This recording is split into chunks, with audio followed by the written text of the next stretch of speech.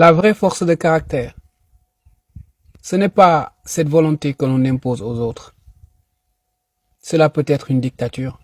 La vraie force de caractère, c'est quand vous êtes capable de vous imposer votre propre volonté. Quand vous êtes un fumeur, par exemple, que vous avez envie d'arrêter de fumer, mais n'oubliez pas, il y a une autre volonté en vous qui n'a pas envie d'arrêter de fumer. Votre force de caractère réside à vous imposer cette volonté que vous voulez vous, et non pas cette volonté de cette petite voix qui a envie de fumer. C'est ça la vraie force de caractère. La vraie force de caractère, c'est quand vous avez envie de vous battre parce que les choses sont dures, les choses sont difficiles.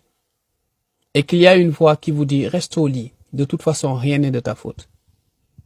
Ne sous-estimez pas cette voix, parce que cette voix est une forme de volonté. Et votre force de caractère va consister à imposer à cette petite voix votre propre volonté.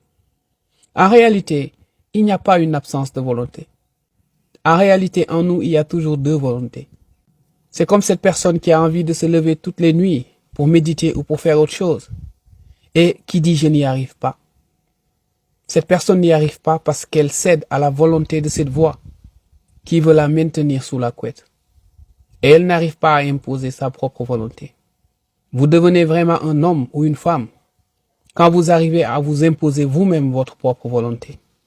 La vraie discipline commence par là.